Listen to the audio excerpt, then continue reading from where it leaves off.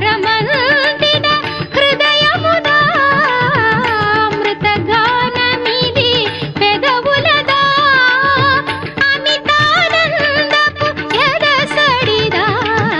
సాగిన సాధన సార్థకమందగ యోగ బలముగా యాగ ఫలముగా సాగిన సాధన సార్థకమందగ యోగ బలముగా యాగ ఫలముగా బ్రతుకు ప్రణవమ